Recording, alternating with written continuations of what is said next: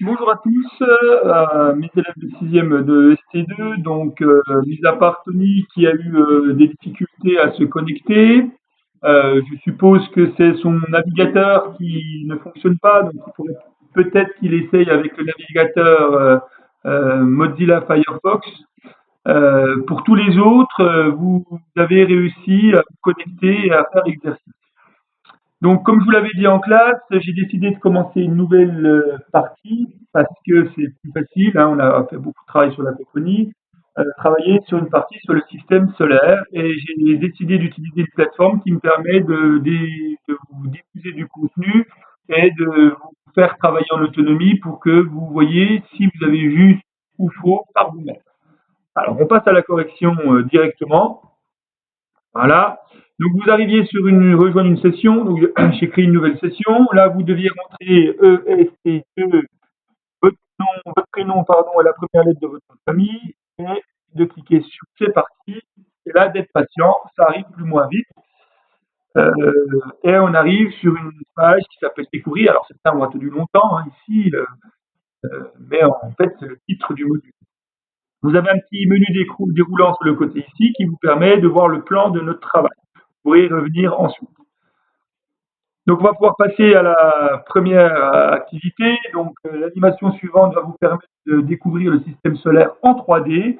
Les distances réelles ne sont pas respectées. Pour une meilleure lisibilité, n'hésitez pas à naviguer afin de répondre aux questions qui vont suivre. Hein, la navigation, en fait, c'est ici. Vous pouvez revenir, redescendre. Vous voyez, hop, je peux revenir sur découvrir et je peux revenir où j'en suis. Alors, je passe à l'animation 3D du système solaire. Donc, il faut le temps que ça charge. Voilà, hop, vous faites play et là vous avez une intégration 3D, un modèle 3D qu'on va pouvoir tourner dans tous les sens. Regardez, on va pouvoir avancer. Alors là, hop, on a des informations. Ici, on voit que c'est la planète Saturne. Je peux dézoomer, je peux tourner, je vois le soleil. Hop, je fais ici. Ah, là voilà, on va le faire. Hop, ici, j'ai des informations sur la planète suivante, c'est Mars. Je passe à la planète suivante, la ceinture d'astéroïdes, Jupiter, Saturne, Uranus, Neptune. Ici, on a Neptune qui est là plus loin. Voilà. Donc, vous pouvez dézoomer, vous pouvez naviguer dans ce système-là pour essayer de voir comment le système solaire est présenté. Ouais, hop, hop, voilà. Je passe sur ce système-là. Donc vous allez avoir ensuite des questions auxquelles il faut répondre. Situé au centre du système solaire, le Soleil est quoi? Alors le Soleil, c'est un astéroïde, c'est une étoile, la Lune, donc c'est une étoile. Donc là, hop, si vous cliquez juste, ben, ça s'entoure en vert. Si j'avais cliqué sur planète, sur Lune ou astéroïde, ça serait tourné en rouge et vous présenterez sur cette diapositive. Ensuite, combien de planètes y a-t-il? Donc là, vous avez un nombre à cocher. Donc 8. Si c'est le bon nombre, il vous entoure. Si c'est le mauvais nombre, on vous donne la correction. Alors, je vais faire une erreur volontaire. Alors, pour trouver l'ordre des planètes, il faut essayer de trouver un moyen mnémotechnique. Alors, quand il y avait 9 planètes, moi j'utilisais, bon voici, une nouvelle planète. Alors, nouvelle planète, la planète pour Pluton, sauf que Pluton n'est plus une planète dans la nouvelle définition. Alors, Mercure, c'est la planète du Soleil. Ensuite, Vénus.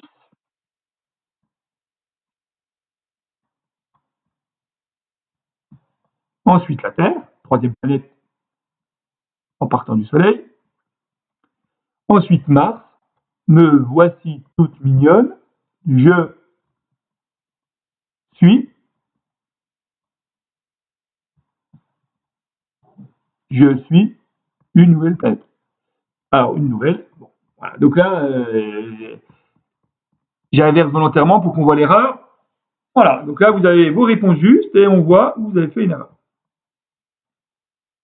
Ensuite, quels sont les mouvements des planètes dans le système solaire? Il peut y avoir plusieurs bonnes réponses. Elles tournent autour du Soleil. Elles sont immobiles. Elles bougent n'importe comment. ou elles décrivent un mouvement de rotation autour du Soleil. Donc, elles tournent autour du Soleil, elles décrivent un mouvement de rotation autour du Soleil. Et là, vous voyez les deux bonnes réponses. Réponse correcte, les planètes tournent autour du Soleil, cela signifie qu'elles décrivent un mouvement de rotation autour de cette étoile. Les cercles autour du Soleil dans l'animation correspondent aux orbites qui sont les trajectoires des planètes autour du Soleil. Complétez ce texte en replaçant les étiquettes au bon endroit. Le est constitué de 8 tournant autour de cette. Voilà. Donc le système solaire est constitué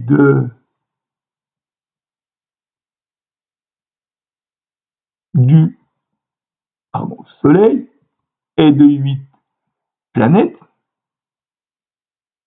tournant autour de cette étoile. Cette étoile, le 7 se rapporte à Soleil. Voilà, on vérifie que c'est juste.